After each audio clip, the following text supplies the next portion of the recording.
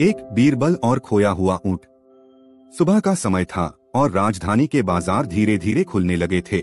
लोग अपने अपने काम पर निकल चुके थे। महल के बाहर सिपाहियों की हलचल कुछ ज्यादा थी।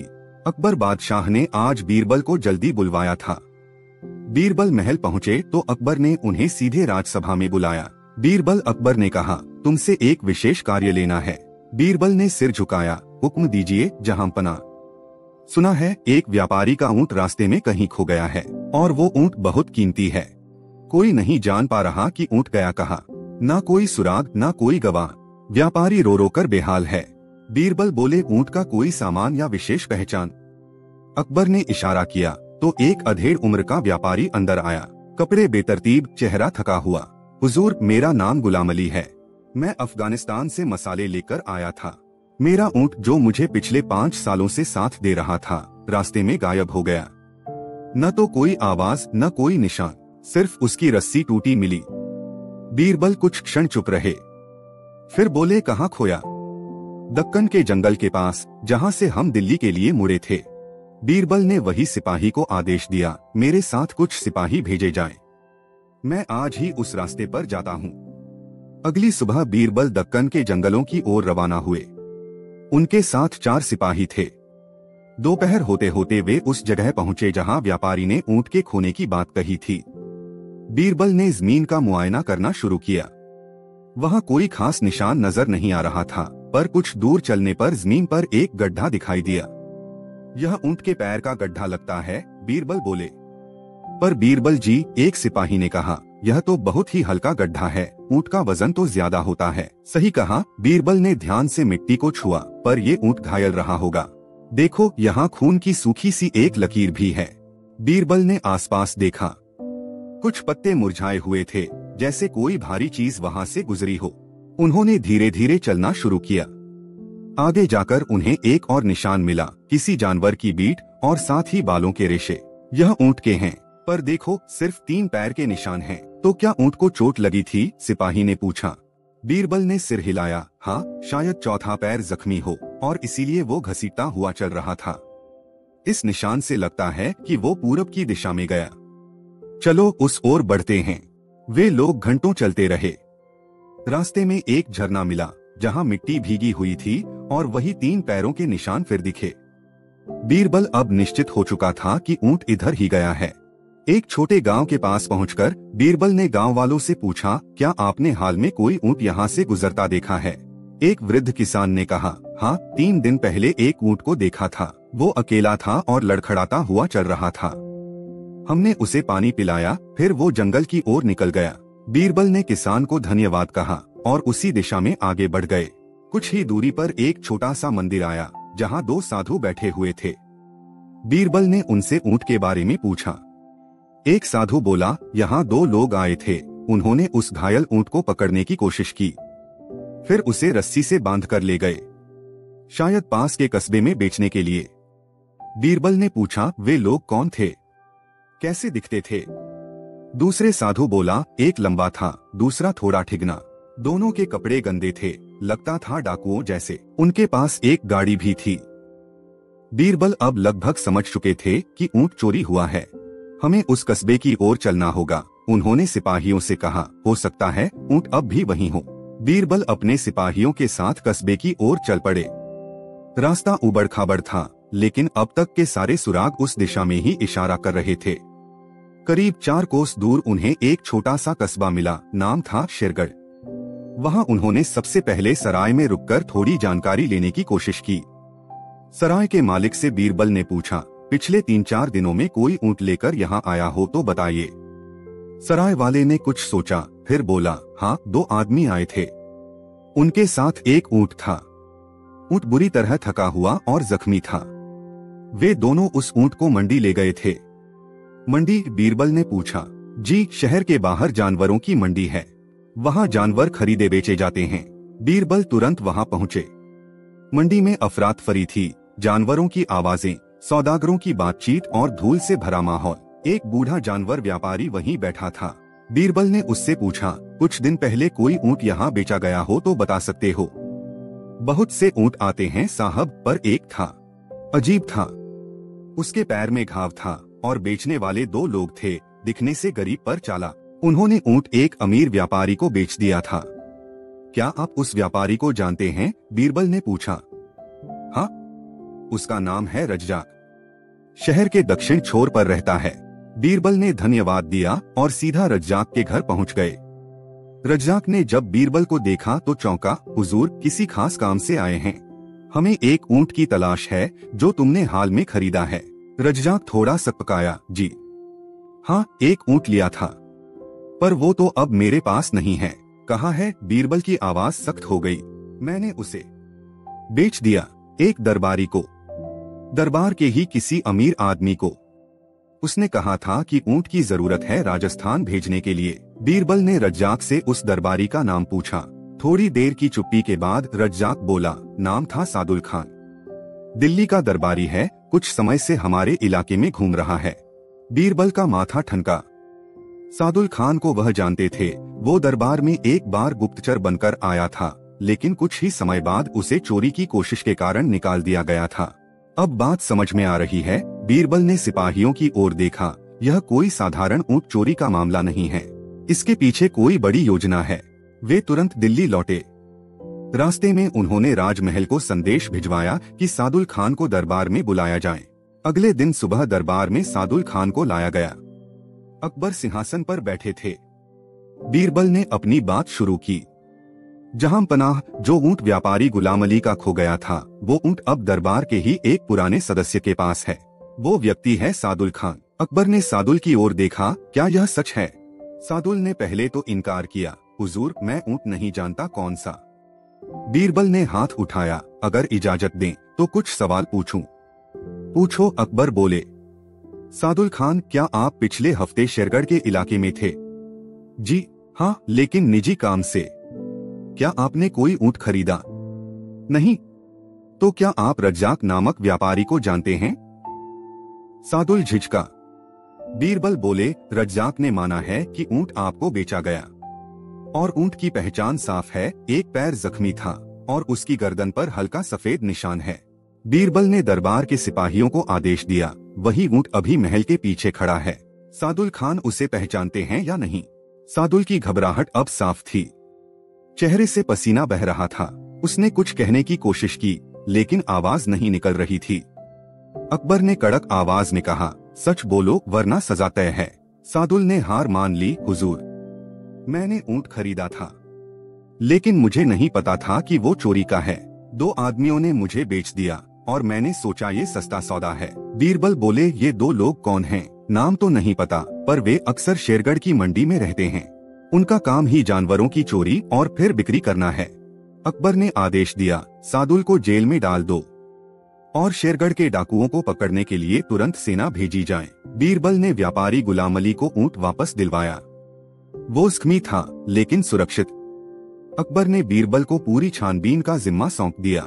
शेरगढ़ के डाकुओं को पकड़ना अब सिर्फ ऊंट की चोरी नहीं, बल्कि राजधानी की सुरक्षा से जुड़ा मसला बन चुका था। बीरबल जान गए थे कि ऊंट चोरी के पीछे सिर्फ लालच नहीं, कोई बड़ा खेल छिपा है। बीरबल ने सादुल खान से पूछताछ शुरू की। कुछ देर की चुप्पी के बाद सादुल टूट गया। मैंने ऊंट खरीदा था, लेकिन सिर्फ इसलिए नहीं कि सस्ता था। उन लोगों ने कहा था कि ऊंट में कुछ खास है। मैं लालच में आ गया। क्या खास? बीरबल ने पूछा। पता नहीं, बस इतना ही बताया कि उस ऊंट को अफगानिस्तान से लाया गया है और उसमें कुछ छुपाया गया है, कोई राज, कोई नक्शा शायद। बीरबल चौंक गए। उन्होंने तुरंत ऊंट को दोबारा मंगवाया और वैद्य से उसका पूरा परीक्षण करवाया। जांच में पता चला कि ऊंट के पेट में एक हल्का सा उभार था, जैसे कुछ निगला गया हो। वैद्य ने विशेष दवा से ऊंट की जांच की और कुछ ही घंटों में एक छोटी सी चमड़े की पुड़िया बाहर आई। बीरबल ने वह पुड़िया खोली। उसमें एक पुराने कागज का टुकड़ा था, एक नक्शा। उस नक्शे में किसी पुराने दुर्ग का रास्ता दिखाया गया था, साथ में कुछ संकेत। तीसरे कुएं के नीचे 2 पत्थरों के बीच। बीरबल तुरंत गुलाम अली को बुलवाया। क्या तुम्हें इस नक्शे के बारे में कुछ पता है? गुलाम अली ने देखा और सन्न रह गया। ये तो मेरे पुरखों की निशानी है। ये नक्शा मेरी पुश्तैनी हवेली के तहखाने में मिला था। मैं इसे अफगानिस्तान से चुपके से ला रहा था। रास्ते में मुझे शक हुआ कि कोई मेरा पीछा कर रहा है, इसलिए मैंने ऊंट के गले की खाल के नीचे यह पुड़िया छुपा दी थी। बीरबल ने पूछा, फिर क्या हुआ? मैंने किसी से कुछ कहा नहीं, लेकिन उसी रात मेरा ऊंट गायब हो गया। मैं डर गया कि अब सब कुछ खत्म हो गया। बीरबल को अब पूरा चित्र साफ दिखाई दे रहा था। नक्शा किसी खजाने का था, शायद अफगानों द्वारा छुपाया गया कोई पुराना माल असबाब जो अब भारतीय जमीन पर कहीं छुपा था। उन्होंने अकबर से अनुमति ली और एक विशेष दल के साथ नक्शे के निर्देशों के अनुसार काफिला रवाना किया। कई दिन की यात्रा के बाद वे उस पुराने दुर्ग तक पहुँचे जो अब खंडहर बन चुका था। वहाँ बीरबल ने नक्शे के हिसाब से तीसरे कुएं की खुदाई करवाई। जैसे ही दो पत्थरों के बीच खुदाई हुई, वहाँ से एक पुराना संदूक निकला। संदूक खोलते ही सब हैरान रह गए। उसमें सोने की मूर्तियाँ, पुराने सिक्के, कुछ दुर्लभ पांडुलिपियाँ और अफगानी राजवंश की एक सील मिली। बीरबल ने खजाना महल पहुंचाया। अकबर ने जब सब कुछ देखा तो बीरबल की तारीफ करते हुए कहा, तुमने न सिर्फ एक ऊंट ढूंढा बल्कि एक राज बचा लिया। बीरबल मुस्कराए, जहांपनाह, ऊंट तो बस एक बहाना था। असली चोरी तो हम सबकी आंखों के सामने थी, लेकिन देखने की निगाह होनी चाहिए। गुलाम अली को उसका ऊंट और हिस्सा दिया गया। सादुल खान को उम्र कैद की सजा मिली और शेरगढ़ के डाकुओं को भी सेना ने पकड़ लिया। बीरबल एक बार फिर साबित कर चुके थे, उनकी समझदारी सिर्फ तर्क की नहीं, दूरदृष्टि की भी मिसाल है। 2. बीरबल की सजा। दिल्ली की गर्मियों की दोपहर थी। महल में हलचल सामान्य थी, लेकिन अकबर के चेहरे पर हल्की चिंता की लकीरें थीं। दरबार में सभी दरबारी मौजूद थे और बीरबल हमेशा की तरह अपने स्थान पर बैठे थे। तभी महल के मुख्य प्रहरी ने आकर सूचना दी, जहांपनाह, बाहर से एक शिकायती फरियाद लेकर एक व्यक्ति आया है। अकबर ने सिर हिलाया, बुलाओ उसे। कुछ ही पलों में एक बूढ़ा किसान अंदर आया। कपड़े मैले, चेहरा उदास और हाथ में एक पुराना सा थैला। हुजूर, मैं नानहू हूँ। पिछले हफ्ते मैंने अपने खेत की उपज बाजार में बेची थी। रास्ते में लूट लिए गया, पर मैं लुटेरे को पहचानता हूँ। उसने बाद में मेरे गांव में घुसकर कहा कि उसे किसी ने भेजा था। अकबर ने पूछा, किसने भेजा था? उसने कहा, बीरबल ने। पूरा दरबार सन्न रह गया। अकबर ने चौंक कर बीरबल की ओर देखा। बीरबल शांत थे, लेकिन आश्चर्य जरूर था। बीरबल, क्या तुम इस बात को जानते हो? मैंने किसी को भेजा नहीं, ना कोई लुटेरा, ना कोई संबंध। अकबर कुछ देर चुप रहे, फिर उन्होंने कहा, बीरबल, तुम्हारे ऊपर गंभीर आरोप है। यह जांच का विषय है, लेकिन जब तक मामला साफ न हो जाए तुम पद से मुक्त रहोगे। बीरबल ने बिना विरोध किए सिर झुकाया, जैसा हुक्म। अकबर ने आदेश दिया कि बीरबल महल से बाहर रहें जब तक जांच पूरी न हो। अगले दिन दरबार में कई गवाह बुलाए गए। एक दरबारी शहजादे रहमान ने आगे आकर कहा, हुजूर, मैंने भी देखा था, बीरबल का सेवक उसी लुटेरे के साथ बाजार में मिला था। अकबर अब और गंभीर हो गए। तो क्या ये कोई बड़ी साजिश है? रहमान ने कहा, हो सकता है बीरबल किसी से बदला ले रहे हों, या शायद धन का लालच। इसी बीच बीरबल अकेले अपने घर में बैठे सोच रहे थे कि आखिर उन्हें फंसाने की कोशिश कौन कर रहा है और क्यों। इसी समय बीरबल के पुराने विश्वासपात्र नीलकंठ ने आकर बताया, हुजूर, मैंने वो लुटेरा देखा है। वह आज सुबह शहर के पश्चिमी हिस्से में काले लिबास में घूम रहा था। बीरबल ने योजना बनाई। उन्होंने अपनी पहचान छुपाकर उसी इलाके में एक पुराने दोस्त की मदद से निगरानी शुरू की। कुछ ही देर में उन्हें एक संदिग्ध व्यक्ति मिला। वह किसी से बात कर रहा था। बातचीत में बार बार बीरबल, बदला और नाम मिटाना जैसे शब्द आ रहे थे। बीरबल ने ध्यान से चेहरा देखा। यह कोई साधारण लुटेरा नहीं, बल्कि रहमान का सेवक था। बीरबल अब सब समझ चुके थे, दरबार में कोई उन्हें फंसाना चाहता है। बीरबल को अब पूरा यकीन हो गया था कि शहजादे रहमान ने जानबूझकर उन्हें फंसाने की कोशिश की है। रहमान पहले भी कई बार बीरबल से दरबार में हार चुका था और जलन रखता था। अब उसने बीरबल की छवि मिटाने की चाल चली थी। बीरबल ने पूरी योजना बनाकर नीलकंठ को एक खास काम पर लगाया। अगली सुबह वह अपने भेष बदलकर उसी लुटेरे से मिलने गया जो रहमान का सेवक था। उसने कहा, मुझे भी बीरबल से बदला लेना है। सुना है तुमने रहमान साहब की मदद से उसे फंसाया है। लुटेरा चौंका, फिर थोड़ी देर में खुल गया। हाँ, बीरबल को हटाना ही था। रहमान साहब ने कहा था, अगर उसे दरबार से हटाना है तो कोई ऐसा झूठा आरोप लगाओ जो कोई सोच भी न सके। मैंने उस किसान को डरा दिया और कहलवाया कि बीरबल ने भेजा था। बाकी सब रहमान ने संभाल लिया। बीरबल ने ये पूरी बातचीत नीलकंठ से पहले ही छुपे हुए रूप में सुनवाई की योजना बनाई थी। सिपाही झाड़ियों में छिपे हुए थे और अब सारा सबूत बीरबल के पास था।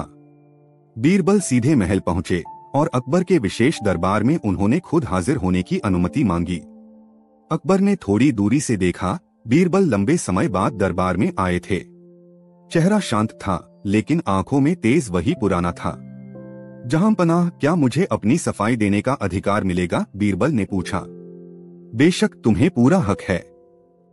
बीरबल ने सबूतों के साथ पूरी बात दरबार में रखी। नीलकंठ द्वारा रिकॉर्ड की गई गवाही, लुटेरे की कबूलनामा और रहमान के सेवक की पहचान। अकबर ने सिपाहियों को इशारा किया।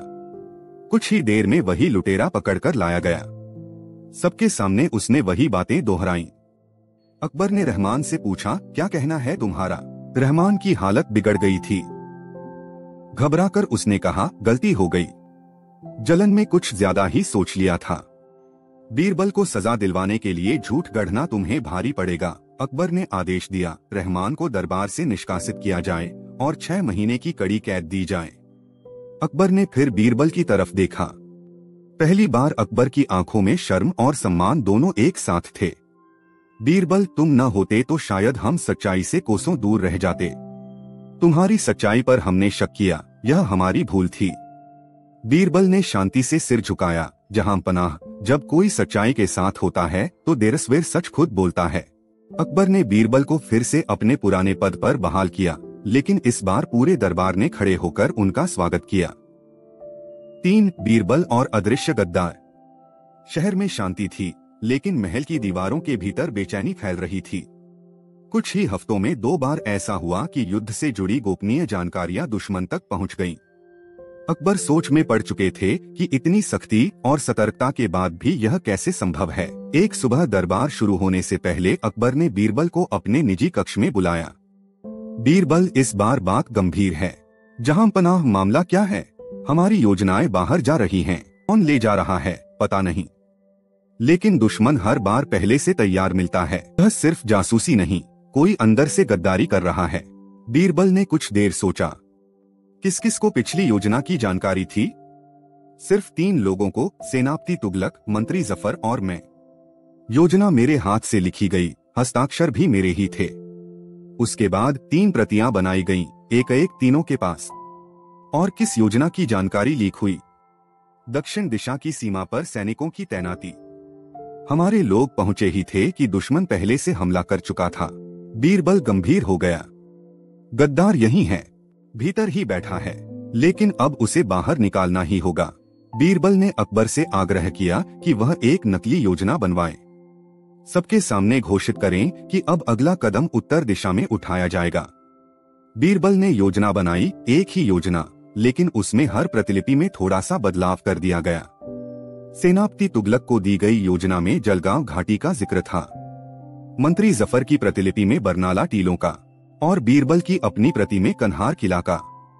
इसके अलावा बीरबल ने एक विशेष रंग की मोहर और एक अद्वितीय शब्द हर प्रति में अलग अलग डलवाया, ताकि अगर किसी भी सूचना की लीकिंग हो तो ये स्पष्ट हो जाए कि लीक कहां से हुई। सब कुछ योजना के अनुसार किया गया। अगले 3 दिन बीरबल महल से बाहर रहे, जैसे वह किसी कार्य पर गया हो, लेकिन असल में वह शहर के बाहर छिपे अपने गुप्तचरों से संपर्क में था। चौथे दिन समाचार आया, दुश्मन सेना जलगांव घाटी में पहले से मोर्चा बांधे खड़ी है। बीरबल को अब कोई शक नहीं रहा, योजना सेनापति तुगलक की प्रति से लीक हुई है। पर बीरबल को सिर्फ संकेत नहीं, पक्का सबूत चाहिए था। इसलिए उन्होंने कोई कार्रवाई नहीं की। वे शांत रहे, जैसे उन्हें कुछ पता ही नहीं। कुछ दिन बाद बीरबल ने एक नया दाव चला। इस बार उन्होंने खुद अकबर से अनुरोध किया, जहांपनाह, हम एक और योजना बनाएंगे, लेकिन इस बार पूरी तरह कागजी। कोई सैनिक नहीं भेजे जाएंगे, बस दस्तावेज बनेंगे। क्या योजना है? अकबर ने पूछा। हम योजना बनाएंगे कि हम पश्चिम दिशा में एक गुप्त सुरंग का निर्माण कर रहे हैं, जिससे हमारी सेना अचानक हमला कर सके। ये कागजी योजना सिर्फ सेनापति को दी जाएगी, लेकिन दस्तावेज में ये साफ तौर पर लिखा होगा कि काम अभी शुरू नहीं हुआ है, केवल योजना बनी है। अकबर समझ चुके थे कि बीरबल कुछ बड़ा करना चाहते हैं। उन्होंने अनुमति दी। सेनापति तुगलक को दस्तावेज दिए गए मोहर के साथ और साथ में संदेश, गोपनीय, सिर्फ आपके लिए। बीरबल ने फिर महल से बाहर जाकर 2 गुप्तचरों को पश्चिम की ओर रवाना किया, यह पता लगाने के लिए कि क्या दुश्मन पक्ष में कोई हलचल होती है। 2 दिन बाद संदेश आया, दुश्मन पक्ष ने पश्चिम दिशा की सीमा पर मजबूत किलेबंदी शुरू कर दी है। अब बीरबल के पास पक्के सबूत थे। उसी रात बीरबल ने गुप्त रूप से तुगलक के महल के एक पुराने नौकर को बुलवाया। उस पर बीरबल की नजर पहले से थी। बीरबल ने पूछा, क्या तुम्हें कुछ असामान्य लगा है पिछले कुछ दिनों में? नौकर बोला, हाँ साहब, 2 बार रात के समय तुगलक साहब के कमरे से कोई अजनबी आता जाता दिखा है। दोनों बार वो बहुत जल्दी जल्दी कुछ ले गया। बीरबल ने पूछा, क्या तुम उसे पहचानते हो? नहीं, लेकिन एक बार उसने अपना नाम अब्दुल बताया था, शायद कोई वकील या मुंशी जैसा। बीरबल अब आगे बढ़ चुका था। उसने उसी रात अब्दुल की तलाश में अपने लोगों को लगाया और तीसरे दिन उसे पकड़ लिया गया। उसके पास महल की 2 गोपनीय योजनाओं की नकल मिली। बीरबल ने अब सब कुछ लेकर अकबर के पास जाना तय किया। सुबह का समय था। महल की दीवारों के भीतर हर कोई सामान्य दिन की तरह अपने काम में व्यस्त था, लेकिन आज का दिन कुछ और ही लेकर आने वाला था। बीरबल पूरी तैयारी के साथ अकबर के दरबार में पहुंचे। उनके हाथ में कागजों का एक बंडल था और चेहरा पूरी तरह शांत। अकबर ने देखा, बीरबल, क्या कोई खबर है? जहां पनाह, अब समय आ गया है कि गद्दार को बेनकाब किया जाए, लेकिन मैं चाहता हूं कि यह आपके सामने पूरे दरबार के बीच हो, ताकि जो साजिश हुई है वह किसी के लिए सवाल न बचे। अकबर ने संकेत किया, दरबार लगाया जाए। कुछ ही देर में समस्त दरबारी अपने स्थान पर थे। सेनापति तुगलक, मंत्री जफर और अन्य सभी प्रमुख दरबारी भी। बीरबल उठे और सीधे अकबर से बोले, मैंने आपके आदेश से युद्ध योजनाओं में बदलाव किए थे। हर योजना की अलग अलग प्रतियां बनाई गई थीं, अलग अलग संकेतों और नक्शों के साथ। एक बार फिर गोपनीय सूचना बाहर लीक हुई, लेकिन इस बार हमारे पास सबूत है। बीरबल ने तुगलक की ओर देखा, सेनापति साहब, क्या आप इस बात से इनकार करेंगे कि आपके पास दस्तावेज मौजूद थे जिनमें जलगांव घाटी का जिक्र था? तुगलक ने कहा, हाँ, लेकिन वो योजना तो फर्जी थी और कोई कार्रवाई भी नहीं हुई, तो इसमें मेरी क्या गलती? बीरबल मुस्कुराए, गलती यह नहीं कि कार्रवाई हुई या नहीं, गलती यह है कि योजना लीक हुई, और वह सिर्फ उस प्रति में थी जो आपके पास थी। तुगलक थोड़ा असहज हुआ। आप मुझे झूठा साबित कर रहे हैं? नहीं, बीरबल बोले, मैं आपको झूठा नहीं, गद्दार साबित करने जा रहा हूँ। बीरबल ने अब्दुल को अंदर बुलाया, वही व्यक्ति जिसे कुछ दिन पहले पकड़ा गया था। अब्दुल दरबार में आया। सिपाहियों ने उसे मजबूती से पकड़ा हुआ था। बीरबल ने अकबर की ओर देखा। यह व्यक्ति कोई साधारण मुंशी नहीं, यह दुश्मन साम्राज्य का गुप्तचर है, और इसके पास से जो दस्तावेज मिले हैं वो सब महल के भीतर से गए हैं। अकबर ने पूछा, किसके माध्यम से? बीरबल बोले, सेनापति तुगलक के महल से। अब्दुल को आगे किया गया। उसने कहा, मैं हर बार रात को तुगलक साहब के आदेश पर आता था। वह दस्तावेज मुझे देते थे, बदले में उन्हें सोने की थैलियां मिलती थीं दुश्मन दरबार से। पूरा दरबार सन्न रह गया। अकबर अब सीधा तुगलक की ओर मुड़े, क्या ये सच है? तुगलक कुछ पल के लिए चुप रहा, फिर बोला, जहांपना, मैंने जो किया वो राज्य के लिए नहीं, अपने लिए किया। मुझे लगता था कि बीरबल दरबार में जरूरत से ज्यादा ताकत पा चुका है, और मैंने सोचा अगर वो हटेगा तो मैं आगे आऊंगा। अकबर गुस्से से कांप रहे थे। अपनी ताकत के लिए तुमने पूरी सल्तनत को खतरे में डाला, तुमने मेरे विश्वास को चोट दी। बीरबल ने चुपचाप कहा, गद्दारी सिर्फ बंद कमरे की साजिश नहीं होती, वह दरबार की नींव हिला देती है। अकबर ने सिपाहियों को आदेश दिया, तुगलक को तत्काल गिरफ्तार किया जाए, उसकी सारी संपत्ति जब्त की जाए और उसे किले के काले कक्ष में कैद किया जाए, बिना किसी विशेष सुविधा के। बीरबल की ओर देखकर अकबर ने धीरे से कहा, तुमने फिर से दरबार को बचाया बीरबल, पर क्या यह खतरा अब पूरी तरह टल चुका है? बीरबल बोले, नहीं जहांपनाह, अभी एक परत और बची है। कौन सी? जिसे मैं उजागर करूंगा, लेकिन उसके लिए मुझे और गहराई में उतरना होगा, क्योंकि अब मुझे शक है कि तुगलक अकेला नहीं था, कोई और भी है जो पर्दे के पीछे से सब कुछ चला रहा था। तुगलक अब जेल में था, लेकिन बीरबल चैन में नहीं थे। उन्हें एहसास था कि पूरी साजिश में कोई और भी शामिल था, कोई ऐसा जो सामने नहीं आया। लेकिन पूरे खेल को पर्दे के पीछे से चला रहा था। बीरबल ने उस रात अकबर से अकेले में बातचीत की। जहां पनाह, अगर तुगलक ने दुश्मन से मिलकर गुप्त जानकारी दी तो वह सब कुछ अकेले नहीं कर सकता। कोई ऐसा है जो उसे सलाह दे रहा था, योजना दे रहा था, या शायद उसे इस्तेमाल कर रहा था। अकबर ने पूछा, क्या तुम्हें किसी पर शक है? हाँ, बीरबल बोले, लेकिन बिना सबूत के कुछ कहना जल्दबाजी होगी। मैं उस व्यक्ति पर नजर रख रहा हूँ, मंत्री जफर। अकबर चौंके, जफर? लेकिन वह तो हमारे साथ वर्षों से है। इसीलिए बीरबल बोले, ऐसा व्यक्ति जो वर्षों से भरोसेमंद रहा हो, वही सबसे सुरक्षित रूप से गद्दारी कर सकता है। बीरबल ने उसी रात एक योजना बनाई। उन्होंने जानबूझकर दरबार में एक और झूठी योजना जारी की। इस बार यह कहा गया कि महल के खजाने को दूसरे शहर में स्थानांतरित किया जाएगा। यह योजना सिर्फ 2 लोगों को बताई गई, अकबर और मंत्री जफर। 3 दिन बाद ही उस शहर की ओर जाने वाले मार्ग पर डाकू हमला कर चुके थे। अब शक यकीन में बदल चुका था, लेकिन बीरबल ने अभी भी कोई कार्रवाई नहीं की। वह मंत्री जफर के हर कदम पर गुप्त निगरानी रखवा रहे थे। कुछ ही दिन में उनके गुप्तचरों ने एक और सूचना दी। मंत्री जफर रात को नियमित रूप से एक सूखे कुएं के पास किसी से मिलने जाता है। वो व्यक्ति घोड़े पर आता है, चेहरा ढका होता है और कुछ ही मिनटों में चला जाता है। बीरबल ने उस रात उसी सूखे कुएं के पास निगरानी बिठा दी। वो खुद भी एक छाया की तरह वहाँ छिपकर बैठा रहा। आधी रात को एक आदमी वहाँ पहुँचा। काले कपड़े, घोड़ा, चेहरा छिपा हुआ। कुछ देर बाद मंत्री जफर भी पहुँचा। दोनों ने धीमे स्वर में बात की। बीरबल ने नजदीक जाकर उनकी बातचीत सुनी। तुगलक तो पकड़ा गया, लेकिन अगला चरण अब भी जिंदा है। अगली योजना सख्त होनी चाहिए। अब बादशाह का मनोबल गिराना होगा।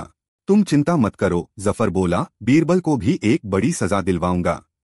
वो मेरी राह में सबसे बड़ा कांटा है। बीरबल अब और इंतजार नहीं कर सकता था। उसने पास छिपे सिपाहियों को संकेत दिया और दोनों को वहीं धर दबोचा गया। अगले दिन दरबार में दोनों को पेश किया गया। अकबर ने देखा, जफर, यह तुम थे?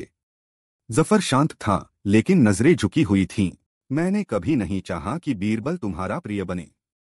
तुम हर बार उसकी बात मानते थे, उसकी तारीफ करते थे, और हम सब बस तमाशबीन बनकर रह जाते थे। मुझे लगा मैं भी कुछ बन सकता हूँ अगर बीरबल हट जाए तो। अकबर ने एक गहरी सांस ली।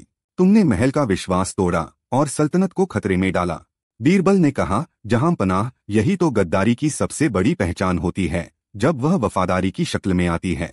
अकबर ने आदेश दिया, जफर को उम्र कैद दी जाए, उसके परिवार को राज्य से निकाला जाए और उस पर सभी दरबारी कार्यवाहियों से पाबंदी लगाई जाए। जो रहस्यमय चेहरा इतने दिनों से अदृश्य था, वो अब बेनकाब हो चुका था। बीरबल ने दरबार को फिर से सही दिशा में मोड़ दिया। कुछ दिनों बाद जब दरबार सामान्य हुआ, अकबर ने बीरबल से कहा, तुमने दिखा दिया कि समझदारी सिर्फ लड़ाई जीतने में नहीं, साजिशों को समझने में भी होती है। बीरबल मुस्कराए, जहां पनाह, सच को छुपाना आसान है, लेकिन मिटाना नहीं। 4 बीरबल और आखिरी सवाल। दरबार में उस दिन माहौल थोड़ा बदलाव था। न तो आम दरबारियों में चहलकदमी थी, न ही अकबर के चेहरे पर सहजता।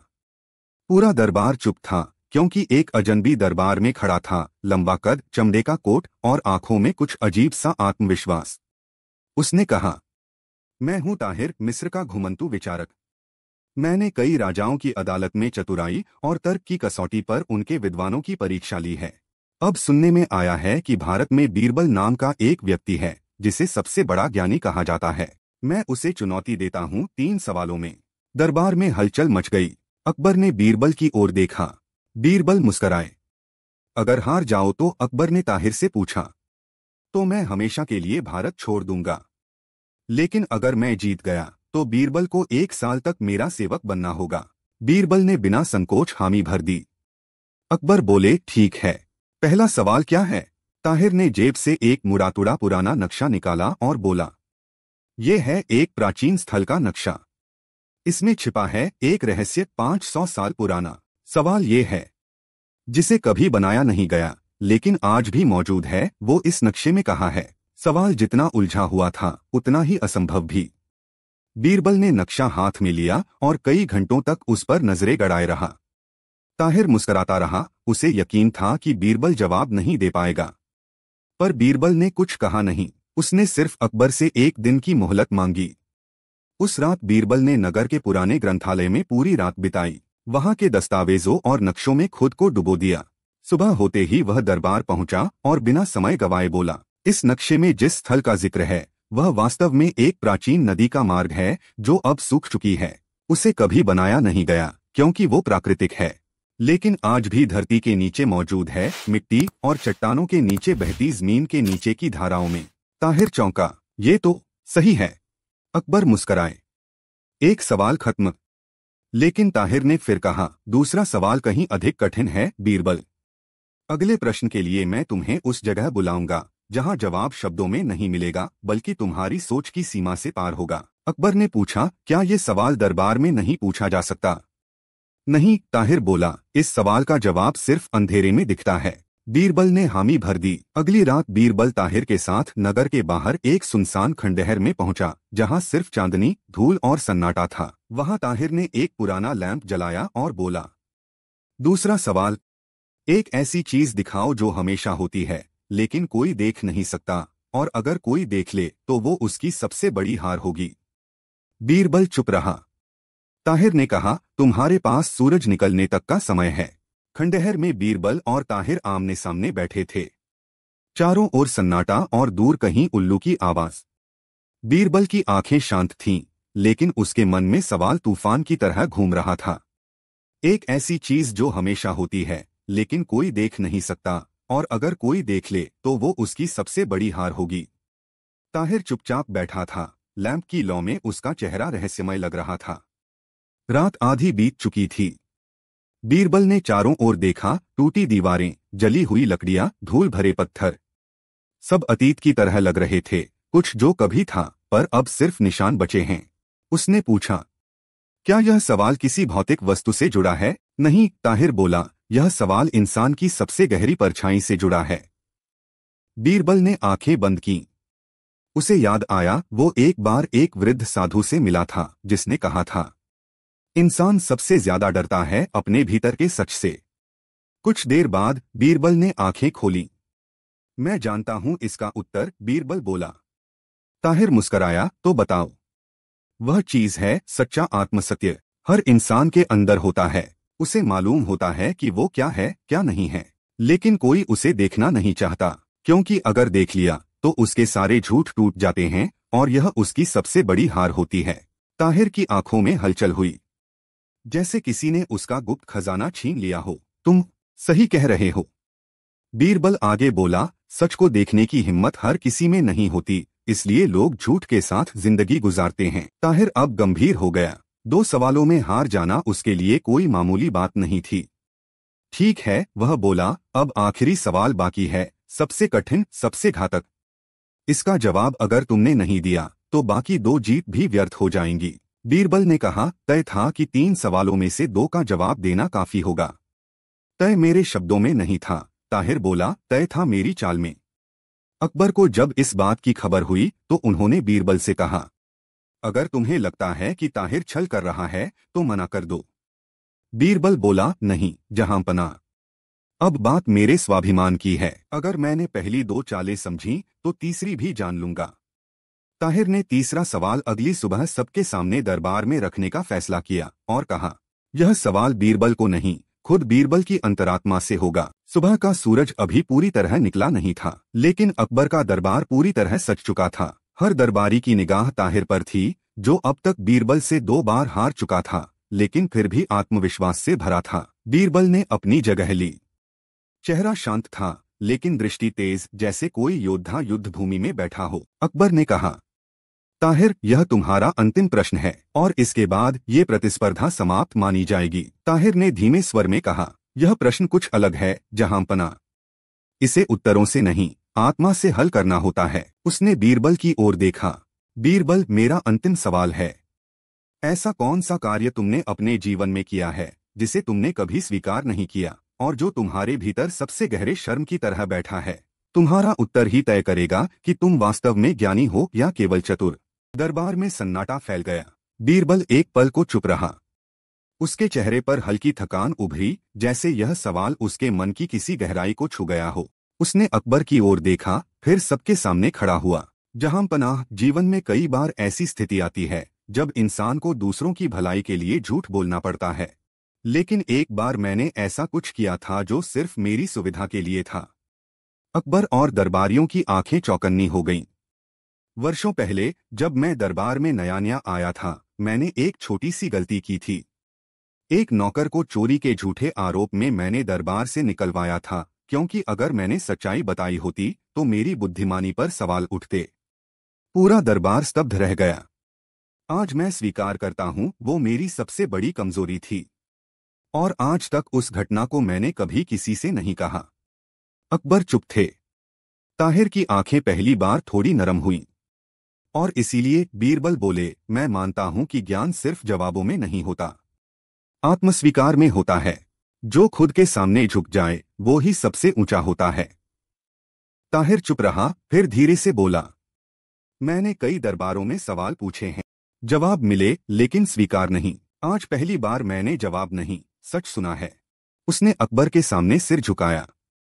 जहां पनाह, मैं स्वीकार करता हूं, मैं हार गया। बीरबल सिर्फ ज्ञानी नहीं है, वह इंसान भी सबसे बड़ा है। मैं जैसा सोचता था वैसा वो निकला नहीं, वो उससे कहीं ऊंचा निकला।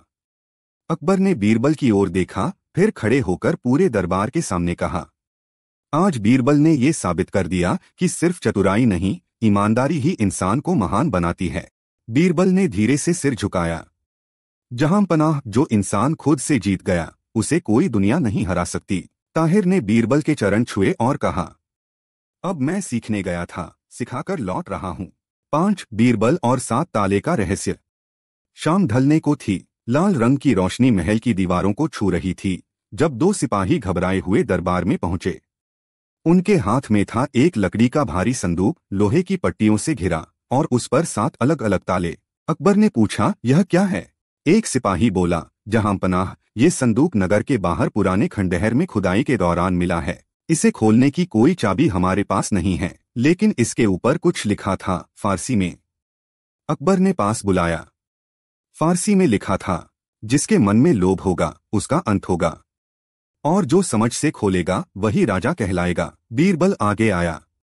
उसने संदूक को ध्यान से देखा। कोई साधारण संदूक नहीं है, इसके ताले शायद ताकत से नहीं, सोच से खुलेंगे। अकबर ने हंसते हुए कहा, तो इसका अर्थ है कि ये तुम्हारे लिए है बीरबल। बीरबल ने मुस्कराते हुए कहा, मैं प्रयास जरूर करूंगा, लेकिन अगर यह सच में परीक्षा है तो ये सिर्फ ताले नहीं, समय और धैर्य की भी परीक्षा होगी। संदूक को महल के गुप्त कक्ष में रखा गया। उसी रात बीरबल ने हर ताले की बनावट को ध्यान से देखा। पहला ताला 3 कोनों वाला, दूसरा ताला कुछ अजीब संकेतों से बना, तीसरा बिल्कुल नया, जैसे अभी ही लगाया गया हो, चौथा जंग लगा हुआ, टूटा नहीं पर पुराना, पांचवा 2 समान चाबी छेद लेकिन एक झूठा, छठा अंदर से घूमने वाला, सातवां बिल्कुल साधारण पर सबसे अधिक मजबूत। बीरबल ने कहा, यह 7 ताले 7 प्रकार की सोच को दर्शाते हैं। यह ताकत से नहीं, समझ से खुलेंगे। अगले दिन उन्होंने पहला ताला खोलने की कोशिश की, लेकिन कोई भी चाबी काम नहीं आई। तब उन्होंने ताले के आकार पर ध्यान दिया। वह त्रिकोण था और उसमें छोटी सी जगह ऐसी थी जो सामान्य चाबी से मेल नहीं खाती थी। बीरबल ने लकड़ी की पतली कील से उसमें एक खास कोण डाला और ताला क्लिक करके खुल गया। अकबर ने ताली बजाई, 1 हो गया। बीरबल ने कहा, अब असली खेल शुरू हुआ है। दूसरे ताले में जो संकेत बने थे वो किसी भाषा के नहीं थे, बल्कि उसमें संगीत की लहरियां छिपी थीं। बीरबल ने रात भर सारंगी और बांसुरी की ध्वनि से उसके ताले के कंपन को समझा और सुबह दूसरी ताल खुली। अब तक सबको लग रहा था कि बीरबल हर ताले को खोल लेगा, लेकिन तीसरे ताले पर बीरबल रुक गया। ये ताला नया है, उसने कहा। इस संदूक में शायद हाल ही में किसी ने कुछ जोड़ा है। इसका मतलब है कोई इस संदूक को फिर से सील करने आया था। इसका अर्थ हो सकता है कि इसमें अभी भी कुछ है और कोई नहीं चाहता कि ये खुले। अकबर चिंतित हो गए, तो क्या किसी ने जानबूझकर इसे वापस बंद किया? शायद, बीरबल बोले, और शायद वो व्यक्ति आज भी महल के भीतर है। महल के गुप्त कक्ष में तीसरा ताला बीरबल की आंखों के सामने था, नया, चमकता हुआ, किसी हालिया बदलाव का संकेत देता हुआ।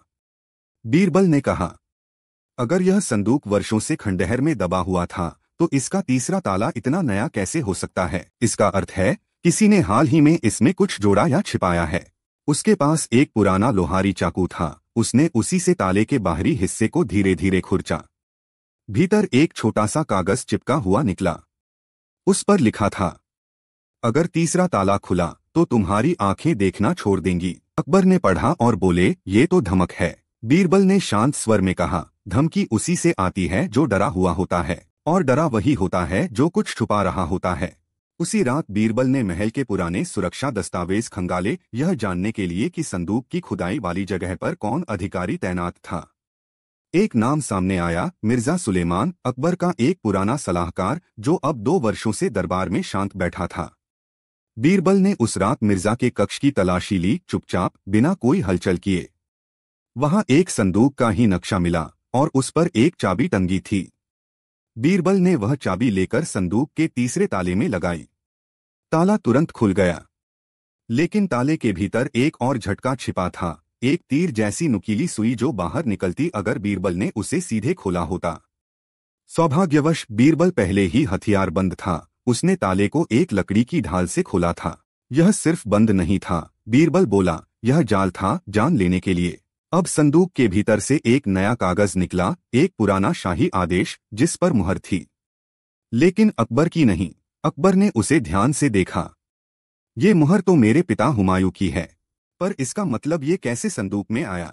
बीरबल ने कहा, ये आदेश किसी युद्धकाल का रहा होगा, जिसमें शायद कोई गुप्त सौदाया योजना थी, और कोई नहीं चाहता कि यह सब सामने आए।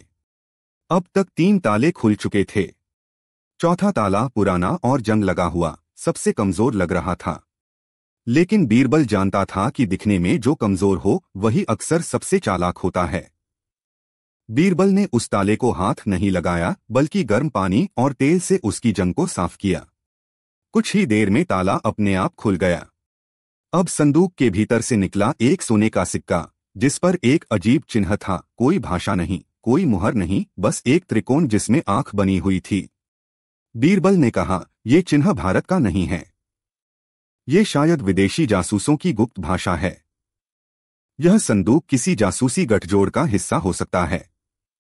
अब बीरबल पूरी तरह सतर्क हो गया। 5वां ताला था 2 समान छेदों वाला। बीरबल ने महसूस किया कि एक छेद थोड़ा गहरा था, दूसरा हल्का। यह भ्रम पैदा करने के लिए था, लेकिन उसने वही चाबी उसी दिशा में घुमाई जो हल्का था, और ताला खुल गया। अंदर से निकली एक चिट्ठी, जिसमें एक पंक्ति थी, मैं 7 में से छठा नहीं था, लेकिन जब तक तुम 5 को समझो मैं तुम्हारे पीछे खड़ा हूं। बीरबल ने अब तक 5 ताले खोल लिए थे, लेकिन अब यह रहस्य और गहरा हो गया था। तभी उसे एक खबर मिली, मिर्जा सुलेमान अगले दिन सुबह महल छोड़ने की योजना बना रहा था, बिना किसी कारण। बीरबल ने अकबर से अनुमति ली और आधी रात को मिर्जा को गिरफ्तार करवा लिया। अगले दिन बीरबल ने मिर्जा से पूछा, तुमने संदूक दोबारा क्यों बंद किया? मिर्जा बोला, क्योंकि उसमें वो राज है जो अगर सामने आ गया तो पूरा महल मुझे गद्दार कहेगा। बीरबल ने उसकी आंखों में देखा, अब वो राज सामने आएगा, चाहे 7वां ताला खून से खुले या बुद्धि से। सवेरे का वक्त था। महल के भीतर हलचल थी, लेकिन बीरबल पूरी तरह शांत। मिर्जा सुलेमान को गिरफ्तार कर लिया गया था और अब सिर्फ 6ठा और 7वां ताला बाकी था। बीरबल ने अकबर से कहा, जहां पनाह, अब खेल अपने अंतिम चरण में है। लेकिन इन 2 तालों के साथ सिर्फ लोहे की जंजीरें नहीं हैं, बल्कि एक ऐसा राज है जो कई सालों से गहराई में छिपा था। अकबर ने पूछा, क्या मिर्जा ही इसका केंद्र है? बीरबल ने जवाब नहीं दिया, बल्कि सीधे संदूक के पास पहुंचा और 6ठे ताले को देखा। यह ताला बाहर से घुमाने वाला था, लेकिन उसका पूरा यंत्र अंदर था, दिखाई नहीं देता था। यानी किसी को इसे खोलने के लिए केवल अपने तर्क पर भरोसा करना था। बीरबल ने ताले को एक बार घुमाया, फिर उल्टी दिशा में आधा घुमाया, फिर रुक गया। उसने कहा, यह ताला वैसे नहीं खुलेगा जैसे सामान्य ताले। ये उल्टी गणना पर आधारित है, जैसा कि फारसी गणित के कुछ सूत्र होते हैं। उसने धीरे धीरे निश्चित क्रम में ताले को घुमाया, और जैसे ही तीसरा क्रम पूरा हुआ, ताले ने खुद को खोला। 6ठा ताला खुल चुका था। अब अंदर से एक और दस्तावेज निकला, इस बार एक वसीयतनामा, और उस पर मुहर थी, हुमायूं के समय के शाही कोषाध्यक्ष की। बीरबल ने दस्तावेज पढ़ा। यह वसीयतनामा कहता था कि हुमायूं ने अपनी अंतिम सांसों में एक शाही खजाना छिपवाया था और उसे 3 वफादारों के नाम सौंपा गया था। लेकिन शर्त यह थी कि यह खजाना केवल भविष्य की सबसे बुद्धिमान पीढ़ी को सौंपा जाए, ताकि उसका उपयोग लालच के लिए नहीं बल्कि जनकल्याण के लिए हो। और वो 3 नाम थे, राजा बैरम खां, नवाब मिर्जा सुलेमान और कोई अज्ञात तीसरा नाम जिसे मिटा दिया गया था। बीरबल चौंका, मतलब मिर्जा को मालूम था कि खजाना असली है, लेकिन उसने वर्षों से इसे छिपाए रखा, किसी लालच या डर के कारण। बीरबल अब 7वें ताले की ओर बढ़ा, सबसे साधारण दिखने वाला लेकिन सबसे मजबूत। ना कोई नंबर, ना कोई आकार, बस एक गोल धातु जिसमें न कोई छेद था न ही कोई पकड़। बीरबल ने कहा, यह ताला असल में कोई ताला है ही नहीं, यह एक प्रतीक है, एक मनोवैज्ञानिक बंद। इसे खोलने के लिए ताकत नहीं, एक काम करना होगा जो अब तक किसी ने नहीं किया। अकबर ने पूछा, क्या? बीरबल ने अपनी अंगुली से एक खून की बूंद उस ताले पर गिरा दी। ताला वैसे ही पड़ा रहा। फिर बीरबल ने कुछ अजीब किया। उसने संदूक को पीछे से धीरे से दबाया और सामने की पट्टी खुद ब खुद खुल गई। ताला असल में ताला नहीं था, वो सिर्फ एक भ्रम था। अब संदूक खुल चुका था। अंदर था एक सोने से जड़ा पुराना शाही मुकुट, 300 चांदी के सिक्के, एक किताब शासक के लिए नैतिक नियम, और एक अंतिम चिट्ठी जिस पर हुमायूं के हस्ताक्षर थे। जो इस संदूक को पूरी समझदारी से खोले वही सच्चा शासक कहलाए और उसे ये उत्तरदायित्व सौंपा जाए कि ये धन किसी युद्ध में नहीं बल्कि भविष्य को शिक्षित करने में लगे।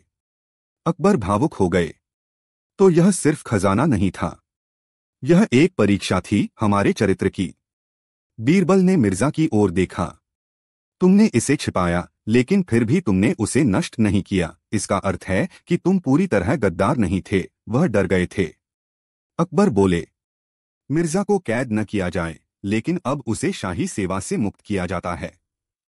वह अब से सामान्य जीवन जिएगा, एक नागरिक की तरह। और फिर अकबर ने उस संदूक को अपने निजी पुस्तकालय में रखवाया, ताकि वह आने वाली पीढ़ियों को याद दिला सके कि बुद्धि ताले तोड़ती है, लेकिन समझ दिल जीतती है। अगर आपको ये कहानी पसंद आई तो लाइक और सब्सक्राइब जरूर करें।